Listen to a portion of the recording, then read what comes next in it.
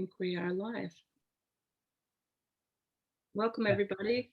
Yeah, coming. Yep. Hi, everybody. Welcome to our workshop, Medical Posthumanities, Governing Beyond the Human. And we are letting people trickle in. So waiting for a moment or two.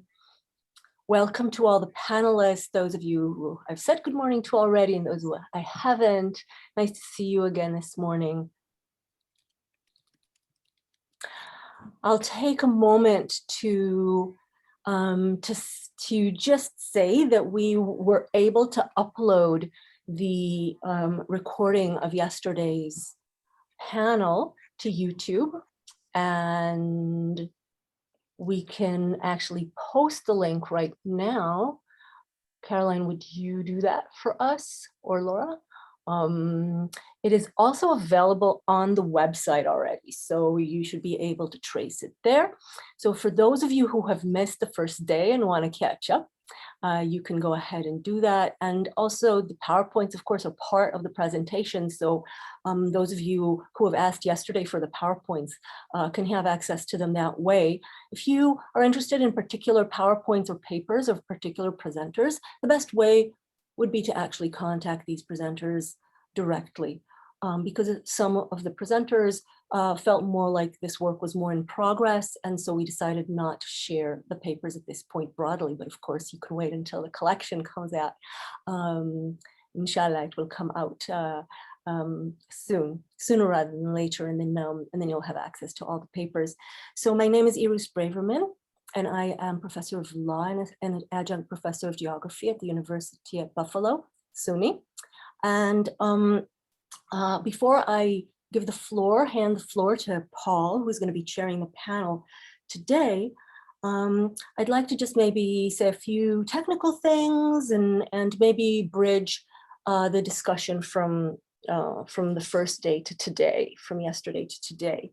So first, on the technical front, yesterday we didn't get a chance to invite the attendees to ask questions. Today we're going to be more mindful of that and leave some time for that. So I'd encourage people who are listening in to actually type your questions in as we go along, and we'll keep track, and we'll definitely dedicate time for these questions so that you feel more part of the discussion. And they can be short questions, they can be clarification questions, they don't have to be in depth, connecting all the themes kind of questions. So just feel comfortable. This is an interdisciplinary discussion that we are aiming at.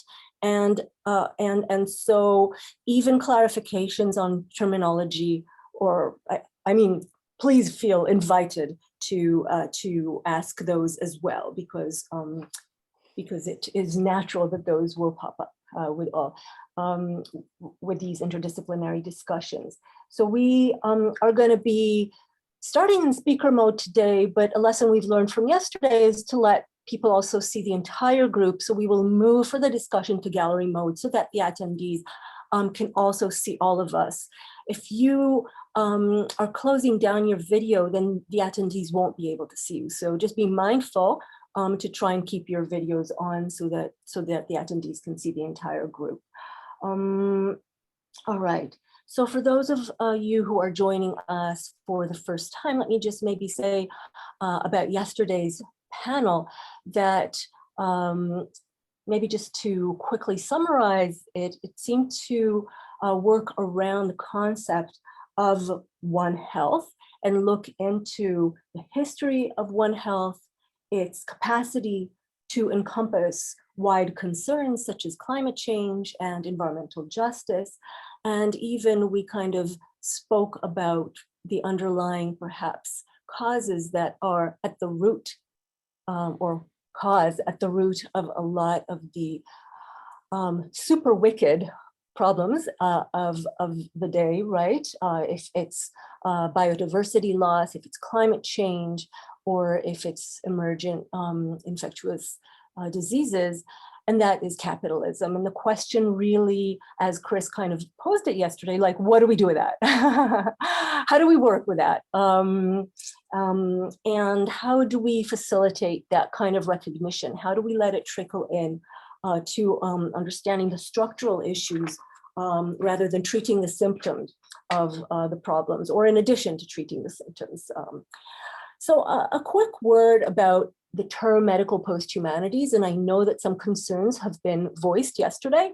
So I'd like to just address those. I know that today's panel will speak a little bit, especially Lucinda's paper, about this term. And I'd like to just maybe say that, yes, when we chose this title, we thought it would be actually a productive title, something that will open up the discussion. We did not mean for it to close down discussions or to be off-putting. And we are also not wedded to this term. In fact, in the humanities itself, there's been a lot of criticism toward this post-humanities terminology. Some of it is very much in line with the criticism towards postmodernism, but some of it speaks differently or uses different terminology, such as more than human, the excess, rather than the post, which is kind of seems to indicate some sort of break, a historical break from something. And so there have been quite a few voices within the humanities that have been critical of this term. So I'd like you guys who are not in the humanities to know that this is not a united front, you know, and that this is something that we can play with. And if a term feels more productive for us, then we can adopt that. Or maybe, like I said yesterday, we don't necessarily need to adopt a term. We can look at One Health, and this is kind of, I think, the aim here, looking at this practice. And despite the fact that it presents itself to be anti-anthropocentric and inclusive and relational, maybe highlighting those ways in which it does not live up to those promises, right? So in the humanities and social sciences, I think we've got some experience with working with some of the issues, right? How do we democratize science, say in science and technology studies? How do we do that? And so I think there's something to offer here across the disciplines and the divides for a more productive One Health, that in fact, for us to urge it to live to those expectations that it has created. So I think that would be one of the directions in which the discussion might go, is how do we inform each other on these insights that we have within our disciplines, so that to help kind of tug One Health along. Maybe we can call it One Health too, I don't know, or maybe just highlighting and bringing insights to the practices of the existing practices of One Health, with all of the problems that actually it has encountered, being much less perhaps inclusive than what it has it thinks itself to be. All right. So with that said, I'm going to invite Paul to open today's panel. Paul, to you. Okay. Hi. Hi, everybody, and welcome to day 2 of the symposium. My name is Paul Vanus. I'm a professor in art here at the University of Buffalo, and I also direct the Coalesce Center for Biological Art here as well. Today's panel, Posthumanisms, One Health as Art and Ethics, is comprised of 3 speakers: Lucinda Cole, who's an associate professor of English at the University of Illinois, Urbana-Champaign; Susan Squire, Brill Professor Emeritus of English and Women's Gender and Sexuality Studies at Penn State University; and Manisha Dekka, Professor and Lansdowne Chair in Law at the University of Victoria in British Columbia. Today, like yesterday, each speaker will speak for 15 minutes, and we'll save questions till after the final speaker. As Ruth mentioned, if you can write questions into the into the question and answer box. We'll try to kind of integrate questions from the audience and questions from the panelists together at the conclusion.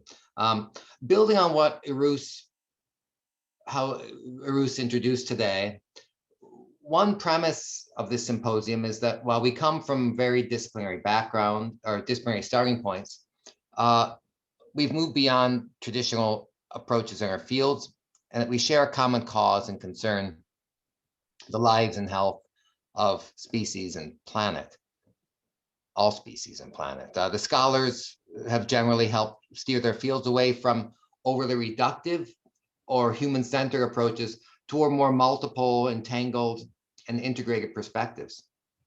We all have a stake in and contributions to offer to the broader discussion, in part because many of the problematic assumptions about human, animal, nature, and planet arose even before there were distinct professions in biology, social science, science studies, or the particular configurations that we see today in the arts and humanities in which we practice.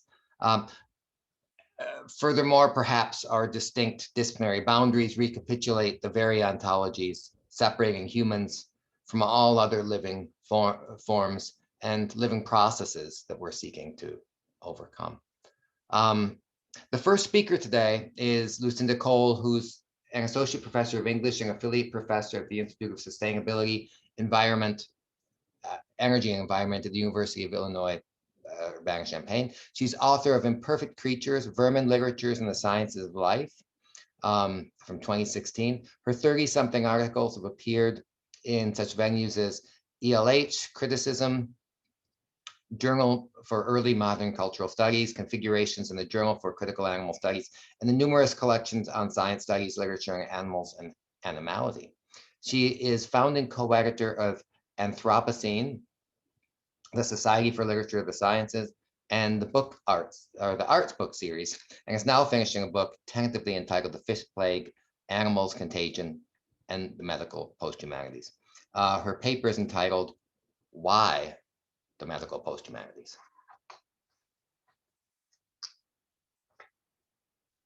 So I turn this over to Lucinda. Hi, everybody. I'm just getting my my PowerPoint up. So I want to thank you all for showing up today, and Paul for the introduction. I seem to find myself in the position of being the defense attorney for the medical posthumanities, which is fine. So I'm going to go with that. In order to fulfill that function, I've stripped my paper of pretty much all historical and ecological material, but I'm happy to share the finished paper with anybody who wants it. So I want to start with a story, a science fiction story. In 1938, John W. Campbell published the now classic science fiction story, Who Goes There?, under the name Don A. Stewart. You might be familiar with the multiple film adaptations of this tale under the title The Thing. In Campbell's story, a group of 37 scientists, geologists, biologists, physicists, and medical doctors, on Big Magnet, a research station in Antarctica, discover a blue creature embedded in ice near what appears to be a crashed spaceship. They remove the alien and, after accidentally blowing up the extraterrestrial vehicle, take the creature back to their research station where it begins to thaw. In ways that highlight the new and still uncertain knowledge about viruses in the mid-20th century, the scientists discuss the possibility of cross-species infection. Blair, the camp biologist, wants to thaw and, quote, examine the thing in order to take fresh tissue samples for further study. Norris, a physicist, objects because he fears microscopic life may have survived being frozen and could live again. He confesses that he is afraid that we may release a plague, some germ disease unknown to Earth, if we thaw those microscopic things that have been frozen there for 20 million years. End quote. In an argument that draws on a default human exceptionalism, Blair admits that such microlife might retain the power of living, but denies that cross-infection would be possible. Even if alien germs survive being frozen for eons, he reasons, because of our different cellular structures, they would be utterly non-immune to man. That's his phrase. Other members of the research station agree with Blair. Because the thing is not earthly, they claim, it cannot possibly have a life chemistry sufficiently akin to ours to make cross-species infection remotely possible. Their medical position relies mostly on a collective faith in species difference. Because Who Goes There is science fiction, they quickly turn out to be wrong. The thing comes to life. Within hours, the station's dogs, cows, and several humans are absorbed by the thing, who in ways that mimic viral reproduction hijacks their cellular apparatus, monstrously erasing distinct species identities for the sake of its continued existence. In what follows, I argue that this erasure of species difference, the susceptibility of human bodies to threats the scientists at Big Magnet cannot understand, make this classic science fiction story a useful entry point into our contemporary epidemiological, environmental, and ultimately post-humanist concerns. Using Who Goes There as a kind of cautionary tale, I want to raise three issues, beginning with the anthropocentric bias of traditional humanisms, even in the midst of a zoonotic pandemic. And I'll be making all kinds of wild generalizations about humanisms and humanists, none of which apply to all the heretics here. Secondly, following Stacey Alamo, I'll argue for the centrality of transcorporeality in overcoming that bias. Finally, I want to consider what it might look like for humanists and scientists to rethink their Venn diagrams of the sciences and the arts. Can a medical posthumanities capture what is best about One Health, its expansive anti-anthropocentrism, in ways that open it up to humanists, especially those working in the medical humanities? And can a medical posthumanities, variously defined, help One Health navigate the complicated nature cultures that, for better or worse, shape and drive medical practice? In a series of articles and books on posthumanism, Rosie Berdati singles out both environmental humanities and One Health as important and corrective post-anthropocentric configurations of knowledge. The former for the way it, quote, grants the earth the same role and agency as the human subjects that inhabit it, the latter for its daring alliance across disciplines based on what she calls a simple hypothesis, and this is Berdati, the isomorphism of structures between humans and animals in immunology, bacteriology, and vaccine developments, end quote. For many humanists, though, this isomorphism is challenging or even threatening. As Berdati argues, we have been trained to think of ourselves as members of a culture or polity, and not as members of a species whose effects on non-human others can have disastrous planetary consequences. Although some popular science writers, notably David Quammen, author of Spillover, have been reminding us for years that COVID is a planetary problem, or I should say zoonosis is a planetary problem brought about by an expanding population and the loss of natural habitats for non-human species, the vast majority of writing about COVID is focused on human politics, the politics of masking, social distancing, vaccination, and the politics of politics. A quick Google search of special issues of scholarly and professional journals devoted to the COVID pandemic reveals an unexpected anthropocentric focus. Of 9 special journal issues associated with the American Psychological Association, for example, only one published article considers non-human animals at all. The problem identified by Roy Porter and reinforced by Abigail Wood still stands. When most social scientists and humanists think of medicine and disease, they think of human medicine and disease. Even in the midst of a global and zoonotic pandemic, we too often cast ourselves as the only players on the stage. If humanism is regarded as the unshakable belief in the unique value, agency, and moral supremacy of the human being, posthumanism, at the broadest level, challenges this notion by rejecting both the moral hierarchy and the mode of embodiment implied. Rather than being imagined as an envelope or vessel for a soul, the singular body turns material. Stacey Alamo's 2010 Bodily Natures, Science, Environment, and Material Self, for example, introduced the term transcorporeality. Drawing on the work of Karen Barad, Alamo asks us to reimagine the human body as porous and transcorporeality as a kind of what she calls contact zone or place of enmeshment between bodies in the more than human world. Transcorporeality, she argues, offers an alternative to abiological feminist and cultural theories that have severed the body from evolutionary, historical, and material realities.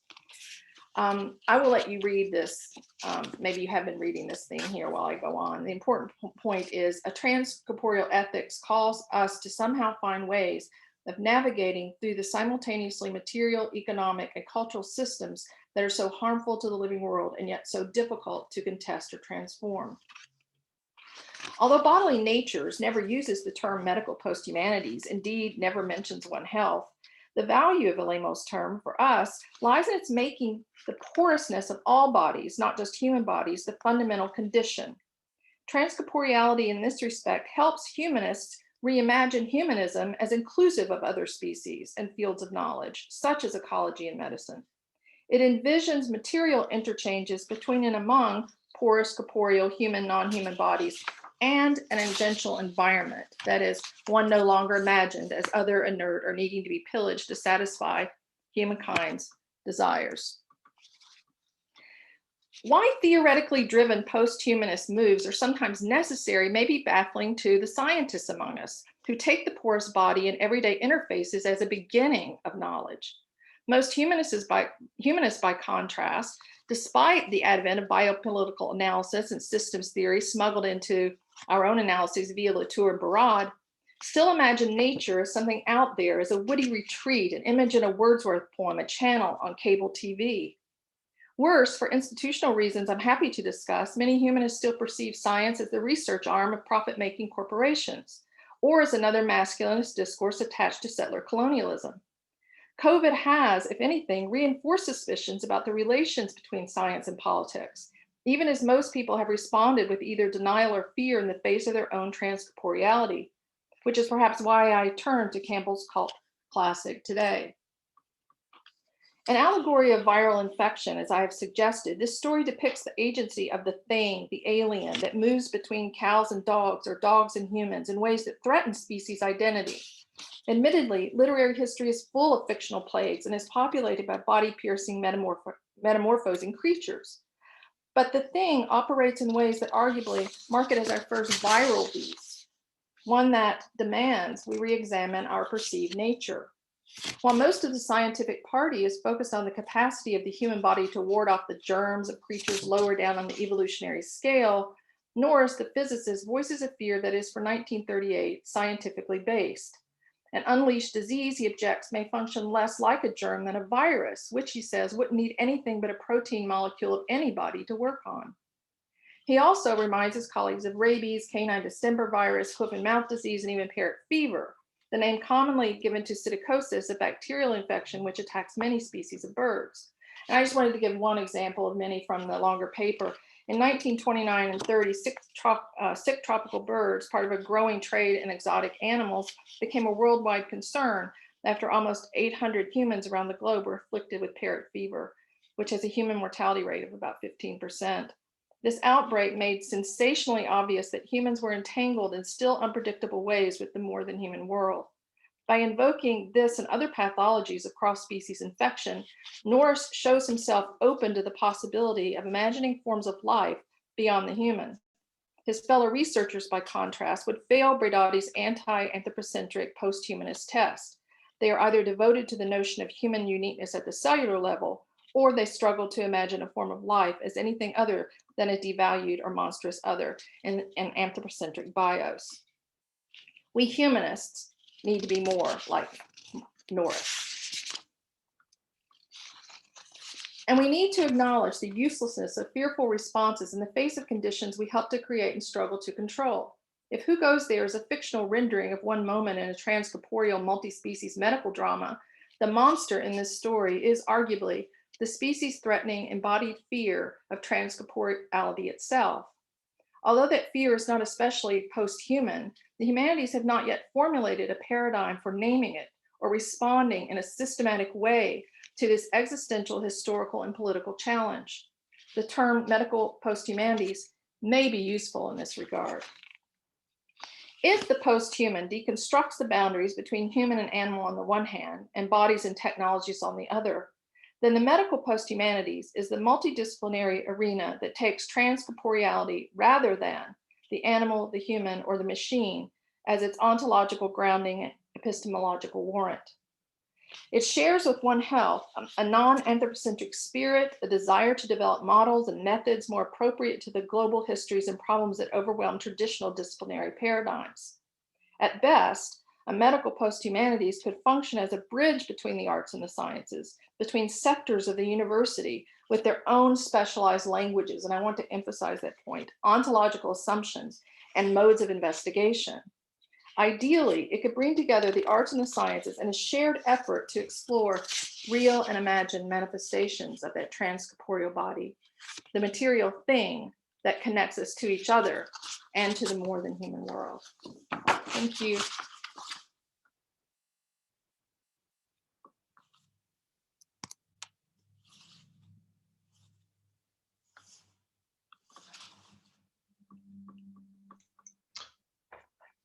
Thank you, Lucinda. That was great. Thank you. Again, we'll save our questions till the end of the period, and we'll move on now to our second speaker, who is Susan M. Squire. Squire is a Brill Professor Emeritus of English and Women's Gender and Sexuality Studies at Penn State University. Her research interests include the medical and health humanities, feminist theory, comics and medicine, disability studies, and human animal object studies. Squire is the founding president of the Graphic Medicine International Collective, a nonprofit organization dedicated to supporting and advancing the uses of comics in health. Her book publications include Pathographics, Narrative Aesthetics, Contention Community, edited with Ermela Krugoff-Fruhoff in 2020, Epigenetic Landscapes, Drawing as Metaphor in 2017, and others, including Liminal Lives, Imagining the Human at the Frontiers of Biomedicine in 2004.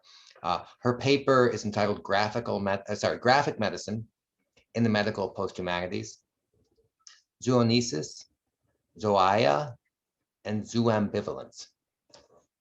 Here she is.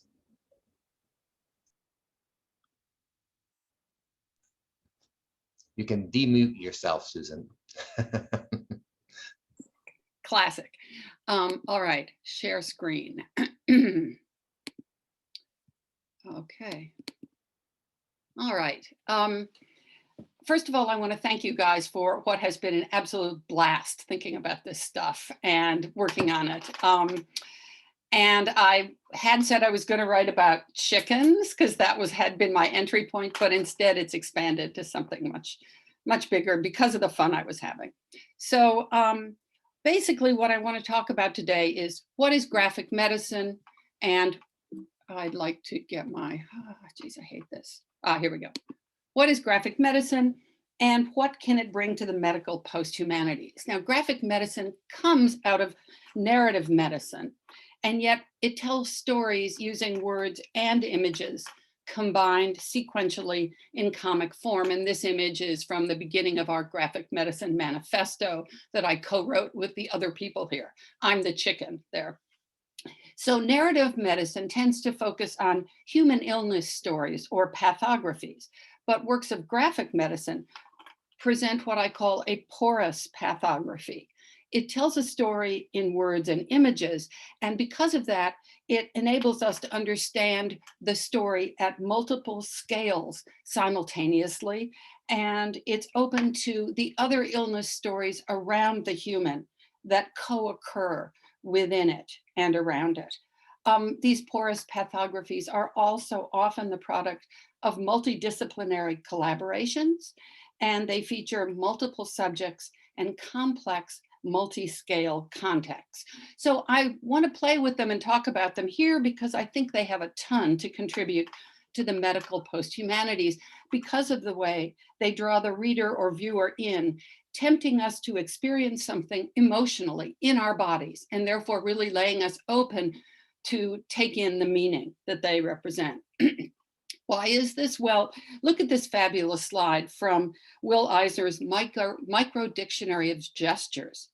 This is the physical lexicon that a cartoonist can draw on. It's just an example when creating a comic. And you see how many different gestures and postures there are that can communicate different kinds of anger, fear, joy. Well, this obviously, to me at least, has implications that go beyond the human medical realm. Consider what I just found in my veterinarian's office. Okay, so this is illustrating by gesture and posture a dog's emotional and physical state. When I saw that, I thought, oh man, okay, graphic medicine, medical posthumanities.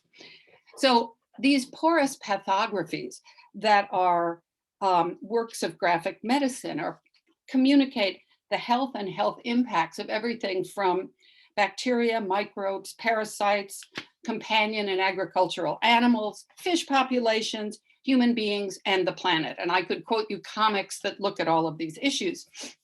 And they bridge the disciplinary divisions between the life sciences, the human sciences, human and veterinary medicine. What's really important to realize, though, is that works of graphic medicine are not just transparent vehicles for information. They're rhetorical tools. They reflect and are shaped by the institutional context, within which they're created and deployed. And I'm going to talk through these three terms. Zoonosis, we've already been talking about, but I'll talk about zoea, and I think the pronunciation is up for grabs, and zooambivalence. So I'm going to talk in three parts. First, we'll talk about zoonotic diseases and how they are communicated. And there's a full range of comics. I just had to deal with one. This is by the CDC collaborating with the USDA and the 4-H.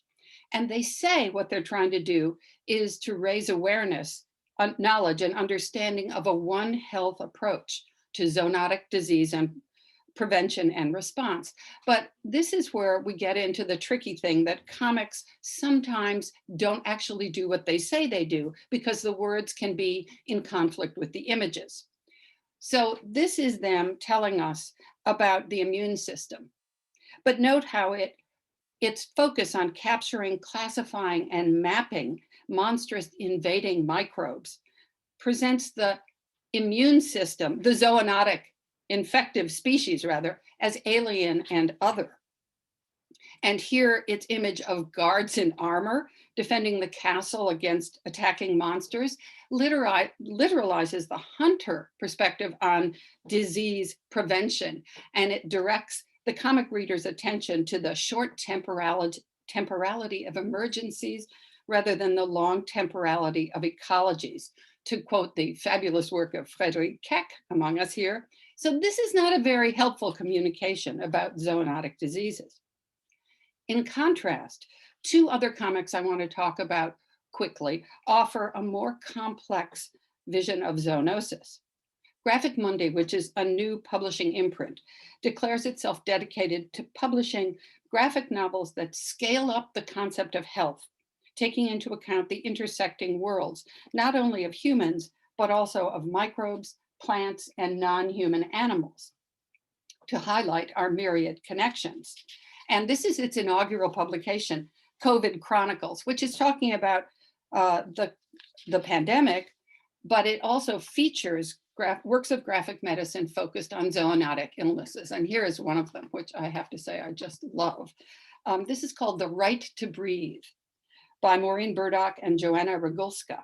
And it explicitly connects the zoonotic origins of the COVID pandemic to a framing of human health that includes the injurious effects of racism and poverty. So we've got these images juxtaposed. You can see we've got the bats, which are seen as the zoonotic vector, but we also have below it, we deprive other species of their habitats, their right to breathe. So through the juxtaposition of images, the comic depicts the entanglement of the bats whose habitat is shrinking with the Black and brown people, the poor and the elderly, and those with compromised immune systems who are hit the hardest by COVID-19. So it tracks parallel devastations, deforestation and wild animal displacement, structural racism, the rising curve of infection, the curve of corruption created by those possessing unchecked might and wealth. And you can see in this image that reconceptualizes the parasite. So it's not any longer the order Parasitiformes, mites and ticks, but this very fat Trump-esque man with his COVID crown and scepter. Another such comic is Elmer. And this comic was what actually made me take as my avatar the chicken when I was writing the graphic medicine manifesto with my colleagues. Elmer uses a global eruption of avian flu, or H5N1, as its pivot point to do a powerful reverse lens on movements for social and racial equity, connecting them to debates over animal rights and personhood. So it's this mashup of industrial agriculture, contagion, and rights discourse. And it crosses species lines to talk about stigmatization, exploitation, and abuse. And it reframes industrial agriculture's primary security measure against zoonotic disease, the cull. It reframes it as genocide. Well, unlike the CDC's comic, both Elmer and The Right to Breathe express what I would call a necro-pastoral perspective. And here is, I'm going to read you quickly Joyce McSweeney's concept of it. The necropastoral is a political aesthetic zone in which the fact of mankind's depredations cannot be separated from an experience of nature which is poisoned, mutated, aberrant, spectacular, full of ill effects and affects. And she says it doesn't subscribe to humanism, but is interested in non-human modalities. Oh, good grief. Okay. Sorry, my thing just went away. All right, so I'm moving into the second part of this. And Paul, can you just tell me how much time I have? Oh, sorry, you're muted. Just Sorry. a minute. Sorry, Maggie. 8 minutes, super. Okay, so this is Zoea. Positive benefits to human health from interacting with animals. This is the concept of Kate Hodgson and Marcia Darling, who formulated this on the notion, on the definition of health with the World Health Organization, health as a state of complete physical, mental, and social well-being, and not merely the absence of disease or infirmity. So here are two examples of One Health comics. This first one comes from the Annals of Internal Medicine in 2015. It's by cartoonist Sharon Rosenzweig, and it talks about some renegade hens who gave her mother, who had Alzheimer's disease, a new lease on life. Okay, and we can see that as mom gets up and out of bed and becomes interested in the chickens, her sharp observations on chicken society not only provide illumination in the way she connects human and animal behavior, but they also show her newly attained physical and mental health. Another one, and this is a woman whose work, if you don't know, you must know immediately, Linda Berry. She's the MacArthur Award-winning cartoonist, and she has a comic called Head Lice and My Worst Boyfriend, in which she talks about how other species can shape a human being's health. So in this comic, young Linda Berry, who is traumatized by being bullied, learns to love herself as she learns to love head lice. She comes to admire the genius of parasites, as well as the variations of human difference. Although it sounds far-fetched to think different colors of people could have different colors of head lice, it turns out to be true. In certain evolutionary ways, lice are geniuses. Okay, so I'm moving on now to zooambivalence. And this is the term coined by Sala Sariola and Scott Gilbert in May 2020. When in an article, they challenge us to recognize the ambivalence of microbes in the Anthropocene. And as you can see, they argue that there have been three drastic changes in the Anthropocene. The move toward a sterile, domesticated, and industrial managed world, the drastic change in microbes themselves as they've incorporated antibiotic resistance, and the fact that medicine and public health are only now beginning to understand mutualistic symbiosis between microbes and human bodies. So here are two examples, two unfortunately quick examples of these comics representing zooambiguity. And I should say that Sariola and Gilbert both argue that both One Health and Precision Public Health don't really understand the human microbial relationship, that's crucial for really coming up with an adequate way of moving toward health, because they ignore the symbiotic relationship that exists between bacteria, viruses, and their eukaryotic hosts. So in this comic was done by the Wellcome Center for Integrative Parasitology in Glasgow. And this center focuses on the parasite, following the tradition of the epidemiologist Calvin Schwab, who put the parasite at the center of the study, treating it as an animal biologically as interesting and important as the human being or animal that was its host. So in this comic, Helminth's The Secret World of Parasitic Worms, we have a systems-based approach to disease reduction. It tells the story, the porous pathography of Namazi, a Ugandan girl who's infected by the schistosome larvae.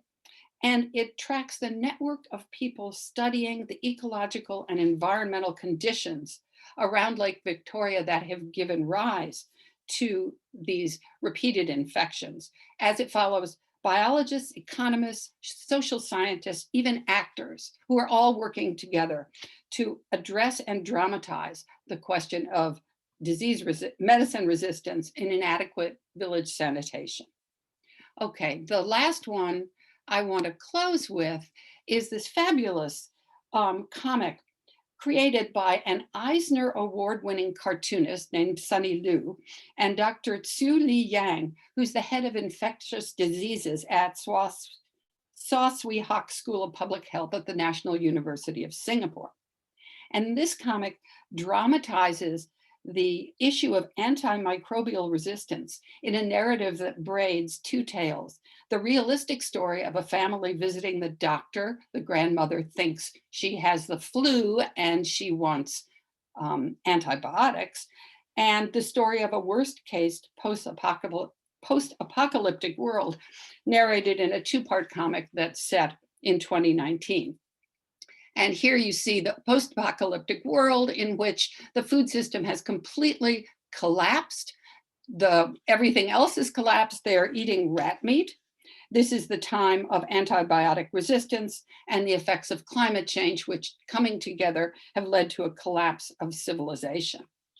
And this comic is explicitly addressing not only the importance of getting word out via accessible comics, but it's also addressing the question of whether a comic can actually communicate well.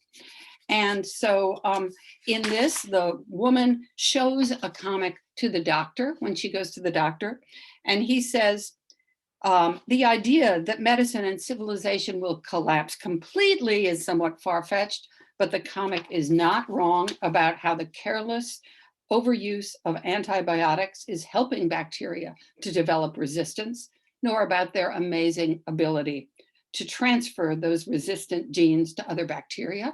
And here we see a very similar image as that we saw yesterday of the entanglement of human beings, our food system, see the manure there that is building up. The multiple levels of readership that are targeted by this comic are clear in this comic within a comic structure, and its incorporation of the doctor's meta-commentary on the uses of comics in patient education, as well as its visual representations of the very complex schematics of horizontal bacteria gene transfer in another image, and here, antimicrobial resistance in agriculture. So reflecting Sariola and Gilbert's call for awareness that both beneficial and pathogenic interactions take place between bacteria, microbes, animals, and human beings, the overwhelming focus of the antibiotic tales is the ambivalence that arises from our symbiotic relationships with the microbes that surround, permeate, enable, and at times endanger our human lives. So what can graphic medicine bring to the medical posthumanities?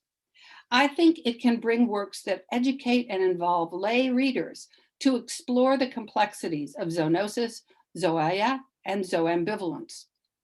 And it can do this by resisting the notion of the universal human subject. Works of graphic medicine dealing with these topics embody the central tenet of graphic medicine that there is no universal subject, but rather multiple and at times conflicting multi-species subjects whose voices all need to be heard if we are actually to attain global health.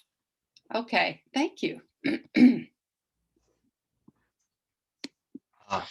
Thank you, Susan. Thank you. Thanks. Let me stop sharing. If I can. That's okay. All right. Well, let me thanks again to you, to the first two speakers. Let me introduce the final speaker today. Manisha Dekka is a professor and Lansdowne Chair in Law at the University of Victoria in British Columbia. Her interests include animal law and animal studies, feminists and other critical theories, and health law and reproductive law and policy. She is widely published in law reviews and interdisciplinary venues and has received multiple grants from the Social Sciences and Humanities Research Council of Canada and other funding bodies, including holding the Fulbright Visiting Chair in Law and Society at New York University. Manisha is an inaugural fellow of the Brooks Animal Studies Academic Network and author of Animals as Legal Beings Contesting Anthropocentric Legal Orders. She currently serves as the Director of Animal and Society Research Initiative at the University of Victoria. And her paper today is entitled The One Health Initiative, Why It Must Oppose Animal Farming and Animal Research. So welcome, Manisha. Thank you so much, Paul. And I'm just going to share my screen. I hope everyone can see that. Yes. Okay, and thank you so much, Irus, and all the other core organizers, as well as the Baldy Center for Law and Social Policy. It's such a pleasure and a privilege to be amongst you today. I am located at the University of Victoria, which I'd just like to take a moment to acknowledge is on the Lekwungen People's Traditional Territories, in what is currently known as Victoria, British Columbia, as well as the traditional territories of the non-human animals and other actors that are here.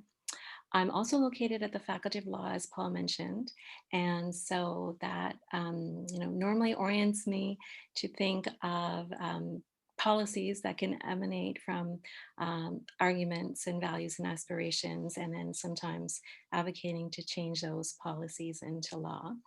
And so this is what is kind of the spirit behind this current intervention with this paper, Work in Progress, the One Health Initiative, Why It Must Oppose Animal Farming and Animal Research. Okay, so the main argument that I'm advancing is that a commitment to the One Health Initiative should mean an ethical outlook against deliberate anthropogenic creation of or maintenance of animals in ill health, disease, disability, or death. So then what are the policy implications of such a position? It would be that the One Health Initiative and really other health-oriented integrated counterparts that espouse the same principles of interdependence, relationality, and entwined destinies should object to virtual animal farming and animal research. And I want to be clear that the argument today that is in the paper and also in the slides is certainly one that can be made by looking at the effects of animal-based farming and animal model research on animals, as well as on the environment. But what I'm going to focus on with the arguments are the effects actually on humans, such that animal farming is harmful to humans and animal research is harmful to humans as well. So that we can understand that even someone who comes to an integrated framework like One Health, right, and is a proponent of these integrated models, even if they come with an anthropocentric mindset, that they should still lead to the same conclusion as someone who approaches it with really a firm and deep anti-anthropocentric mindset. And so the argument does build on conversations that we've had from yesterday and the wonderful papers previous to this. So I'm just going to distill some of the arguments back to some newer points coming out of the paper that perhaps have not yet been emphasized. So there are 4 parts here to the structure. Part 1 talks about the not so passive anthropocentrism in One Health's public messaging. Part 2 then is about making the case for why animal agriculture, animal-based agriculture is incommensurable with that type of integrated One Health initiative. And here I just focus, there's so many things to focus on and argue in that respect, even with respect to harms to human. And I focus on zoonotic diseases. Part 3 is making the same argument with respect to animal research. Why is using animals for animal research incommensurable with the One Health vision? And part 4 anticipates some objections and suggests some ways of moving forward. I want to clarify that the argument about what an integrated framework like One Health Initiative or other similar organizations or proposals to really be true to their kind of transformative vision, their suggested or professed anti-anthropocentrism should really be interested in impugning all animal use industries. But I think particularly animal agriculture and animal research, because these are the animal use industries where their narratives about their continued need and justification are very much health oriented. For animal agriculture, we hear common narratives about human nutrition, human food security, relating obviously to human health and survival. And for animal research, right, it is primarily justified about being the only tried and true method to get to advances in human health.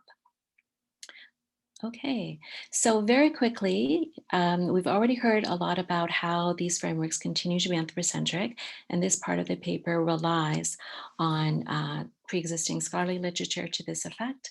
I just want to remind everyone of kind of, the basis of a vision, an integrated vision statement. It can be from One Health or elsewhere.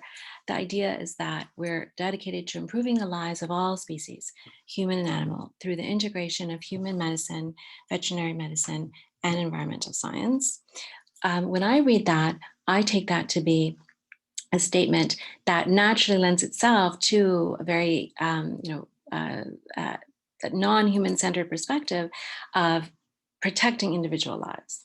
But even if we read it as about protecting individual animal species, right, and humans as a species, as global populations, the argument I'm making still holds because of the harms I see in animal agriculture and animal research to humans as a species. Okay, so what are those? And we're here, of course, we've heard so much about climate change, other environmental devastations of animal agriculture. Let's just quickly talk about the causal links between animal agriculture and zoonotic disease. So the argument here is just simply animal agriculture is a contributor, a catalyst for zoonotic disease, which harms humans and human health.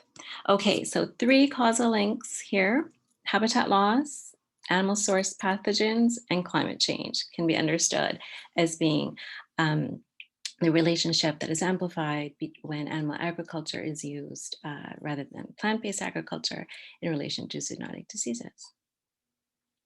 So first, how do we see that? We are hearing more and more in mainstream media, not in an extent that is pervasive, but some articles here and there, some radio podcasts here and there, that human excursion into habitat leads to intensified human-wildlife contact, and that animal agriculture, particularly ranching, is a prime motivator for that incursion and deforestation.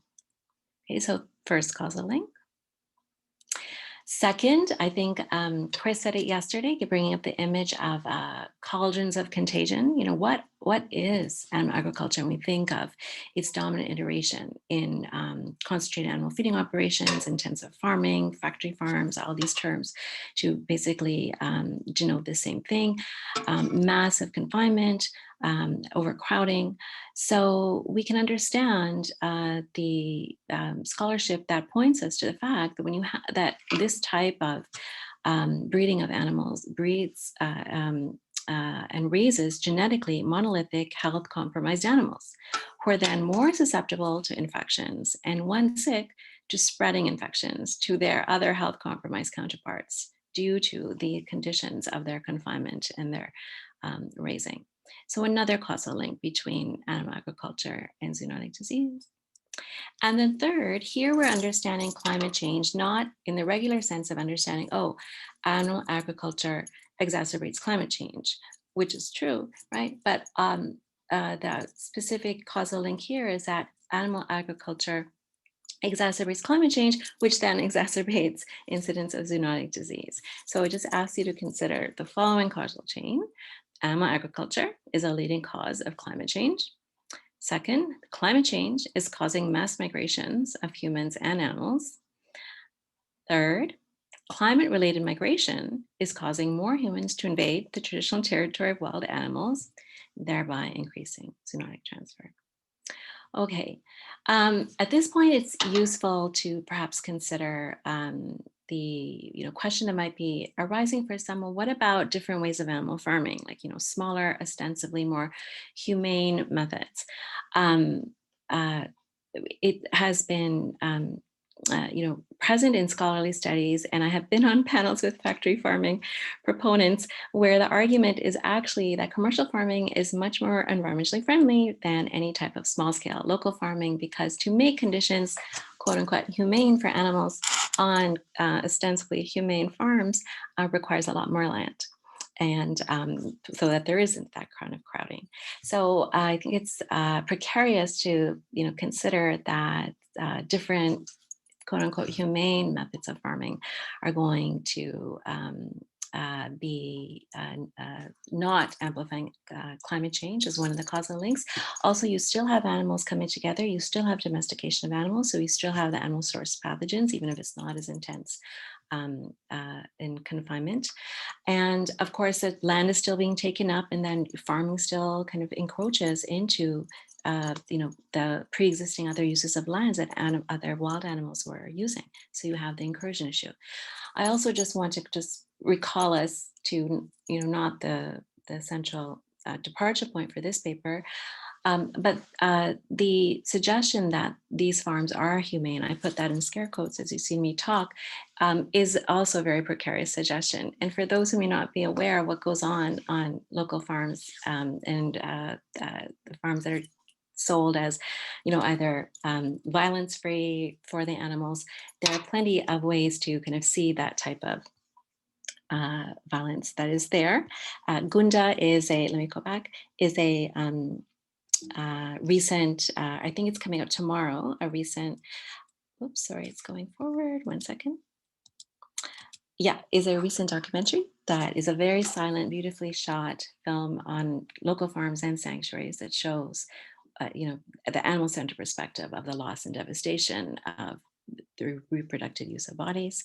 And also, I just want to say that even the most, let's say, animal-centered type of farming that there might be, and I'm using ahimsa, slaughter-free milk in the UK as a model of this, where the calves aren't removed from their mothers, their animals are allowed to grow old together in families, still involves the reproductive breeding and forced insemination of animals, and from that perspective is still a problem. Okay, so at this time where we have, and here's a Canadian example, CBC is our Canadian broadcaster, where we have mainstream national news coverage of the links between climate change, at least in farming and eating, we would expect a health-oriented organization that is even integrated like One Health to also take up this talking point, which we haven't seen yet. Right? All right, so let's see how this argument also plays out with respect to the harms of animal testing. So of course, animal testing is harmful to animals. We may not appreciate that legally, this is a space of unregulation, of non-regulation. Much like animal agriculture, which we may hear more about in terms of the lack of regulation, it is a situation of the fox policing the henhouse. You have industry associations and industry codes that govern here, or university systems in Canada. Much of this research is done in the public sector at universities like mine and elsewhere, where there is no legal oversight. There are just these voluntary committees. And if you look, there's never any, in the history of who gets sanctioned, which research is stopped, it never happens. Okay, so here to make the argument that animal models for health research is actually harmful to humans, I draw heavily on the work of those at centers making that claim that this is, these gold standards and very old standards for human health developments are actually very harmful to humans. And I want, in my paper and just today, I want to draw upon Aisha Akhtar, the recently launched new CEO of the Center for Contemporary Sciences, and her writings that really make out this argument. So she argues that the presumption that animal-based research improves the lives of humans is highly tenuous, and her reasons include the effect of the laboratory environment and other variables on animals' physiology, and thus study outcomes, disparities between animal models of disease and human disease, and species differences in physiology. And I cannot see the chat, but I think my time is coming up. So I'm just going to suggest that everyone read this with me. How does one take into account differences in drug metabolism? This is what Akhtar asks. Genetics, expression of disease, anatomy, behavior, influences of laboratory environments, so on and so forth, and to come to kind of a nice, productive, and guaranteed pathway between using animals to improve human health. She thinks it is really an outdated standard that must be contested. You don't hear much about COVID putting our attention to this, but here again is a national newspaper in Canada that raised this question. If national newspapers are raising this question, like surely an integrated health organization like One Health and other such organizations should do as well. And finally, there are responses to all of these arguments, and I think they're also counter responses, which I'm happy to go into the questions.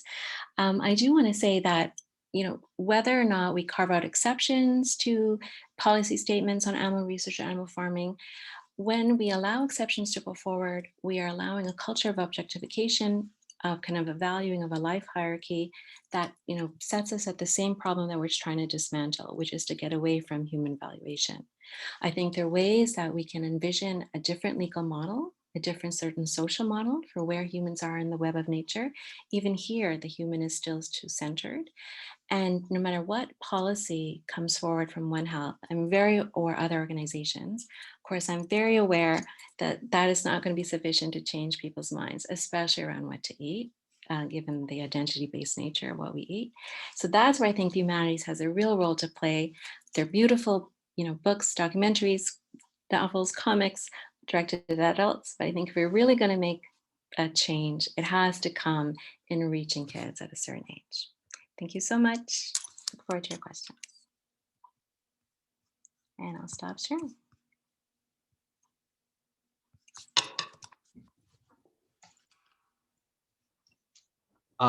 Great. Thank you, Manisha, for that.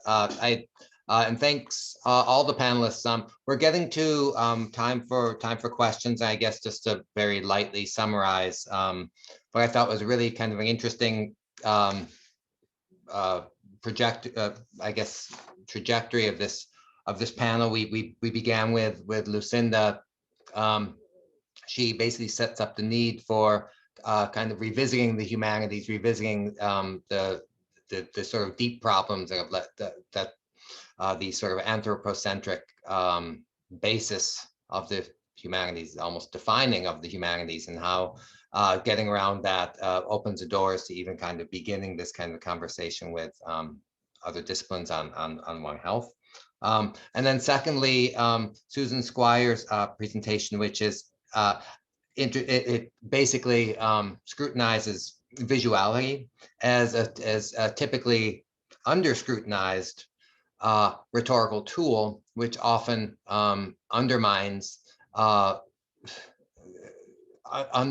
of the very things which the narrative it portrays is trying to undo. So there's a real sometimes schism between what's being said and what's being shown that she's pointing out here too. And I think, and then I'd like it comes full circle here then with Manisha, who basically even revisiting anthropocentrism, kind of like, but scrutinizing it, addressing a lot of the entanglements of animal farming that have somehow been allowed to sort of be sort of under scrutinized. So with that, the floor is open to questions. I'm going to start looking at some of the questions coming from attendees, and maybe as I look at this first one, there's probably space for one from the panelists first as I start to sort through what's in the question window. I guess, Jim, do you want to start? Oh, sorry. Oops. I thought I did it unmute. Sorry. I have two focused questions. The first are for Lucinda and Susan, and the second for Manisha. So I noticed that porosity as a term and notion is shared by both Lucinda and Susan's papers. And so I'd like to ask, can each of you reflect on the usefulness of that term and the notion, both for your own work and for the larger purposes of One Health and this workshop? So I'm thinking, for instance, perhaps it might connect up to the centrality of the idea of multiplicity, for instance. And then I'll just mention the second question is from Manisha. It's a question about the changing, in your paper you refer to the changing gold standard of scientific experimentation from animal to human-based models. And I was wondering if you could elaborate on the pros and cons of this shift. Specifically, how and why can the shift to human models work, since your paper doesn't provide detailed examinations of this possibilities? I'm not being skeptical, I'm just curious to know how it would work. So those are the two questions. Shall I go first, Susan? Yeah, okay. Thanks, Jim, for the question. I thought we were going to take a round of questions first, is kind of what we decided in advance, right, Paul? Oh, I thought we were going to kind of intermix questions from the panelists and questions from the audience, but is that all right? But yeah, let's take a few questions from everybody. Okay, and so write down like responses that you might have and maybe consolidate them. I think Frederick hand was up. Yes, thank you. I want to return to the question I raised yesterday on the how the notion of emerging infectious diseases has changed our views on zoonosis. And to take the example of parrot fever that Lucinda brought, I'm currently writing a graphic novel on parrot fever because it started very close to my house in the forest of Fontainebleau with Rosa Bonheur. So I imagine that the castle of Rosa Bonheur was full of animals. There's a disease, and the pasteur comes and investigates all the animals that may have brought the disease. And so we're trying to make an educational book to teach about how virologists investigate animal origins of pathogens, but we try to make it not scary. And what we saw in Lucinda's presentation was that the parrot fever in the 1930s was just a bird in a cage lost in a park in New York. It was not the monster that Mike Davis put on the cover of his book, The Monster at Our Door, like the industrial chicken that threatens the world from Chinese farms. And so if we want to think about how emerging infectious disease has changed our view, we can take the difference precisely between the coverage of parrot fever in the 1930s in New York and the coverage of avian flu after 1997, as we saw in Susan's book, also the virus invading the city. And one of the hypotheses I make is that, and this goes back to the post-human perspective, as we integrated emerging infectious diseases, the idea of virus hunters has changed. That is, we also take the perspective of animals on the viruses. We consider that viruses are ways for animals to revenge against the treatment that we impose to them. So that may be one of the changes, and I'm going to talk about that tomorrow with post-structural anthropology, how our views about virus hunters has changed, and giving agency to animals through viruses.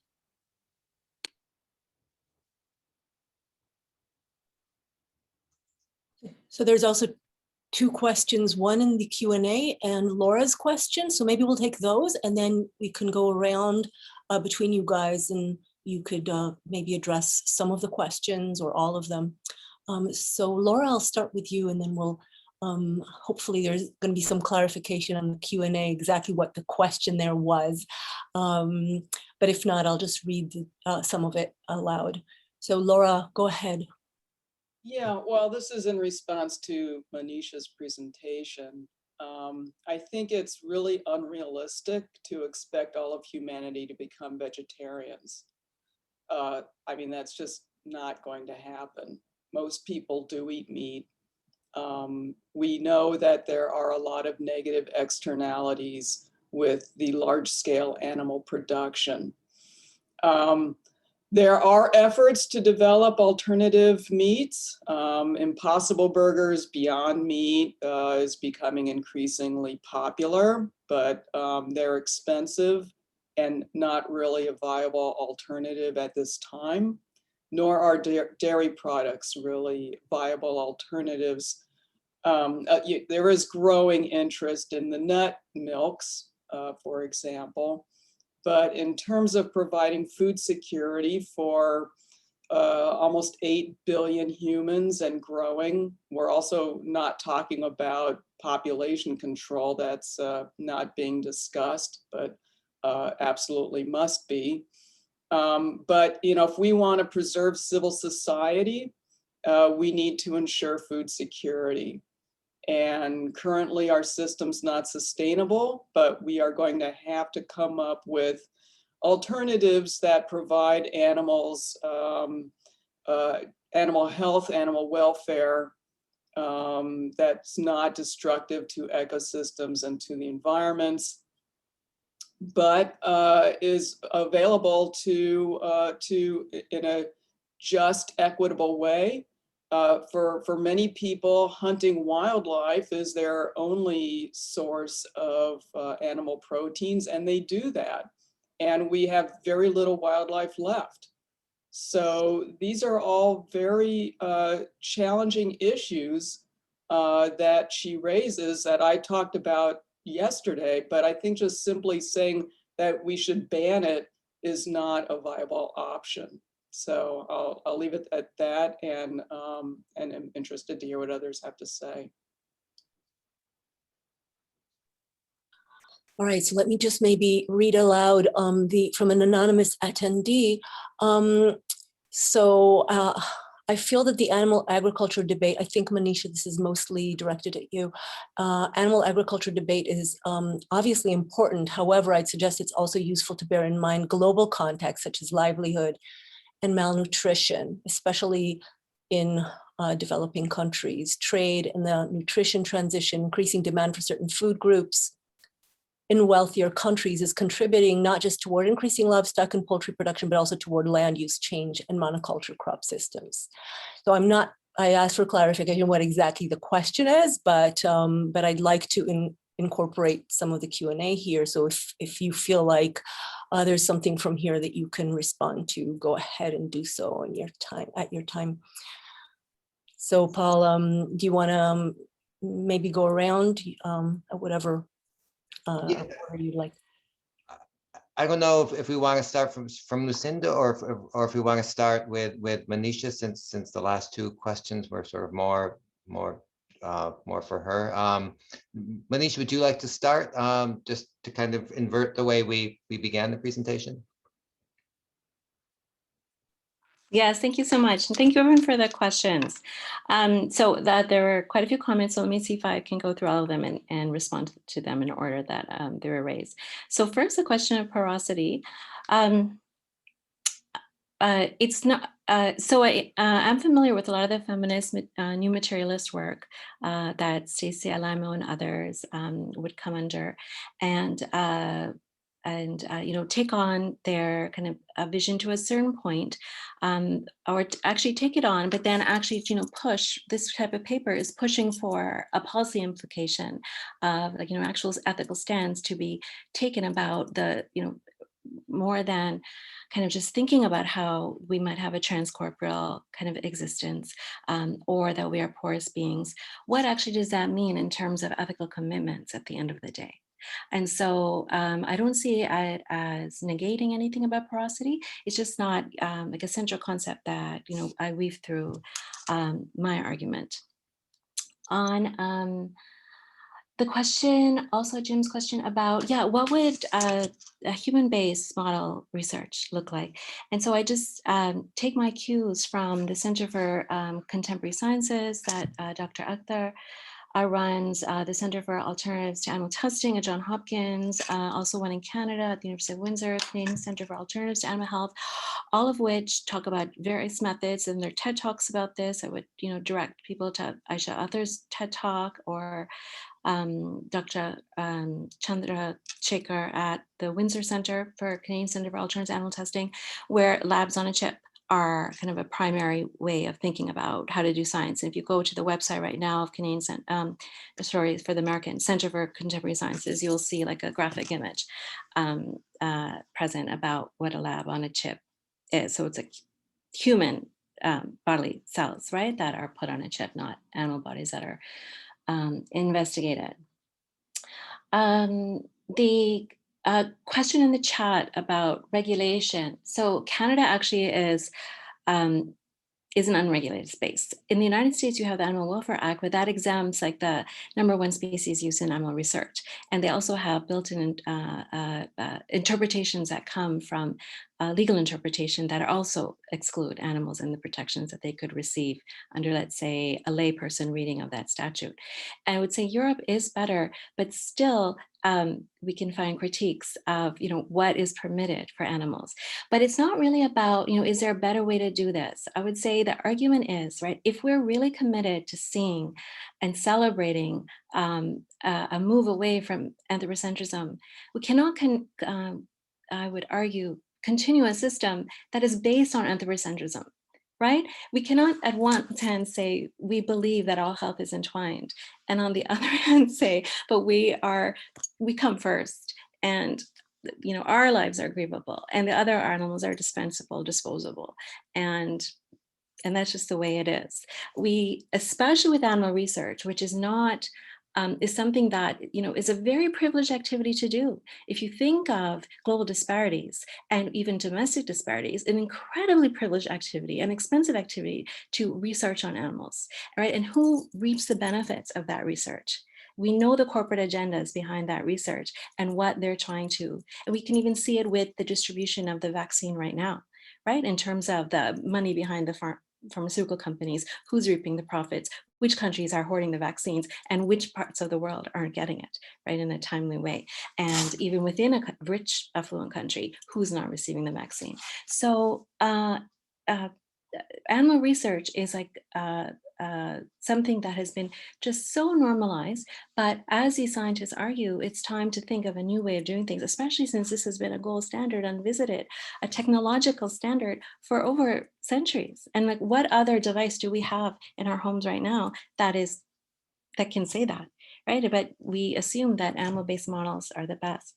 But again, even if animal-based models were the best route to ensuring human health, if we are committed to an anthropocentric vision, we have to look at our normalized institutions and ways of doing things and revisit it.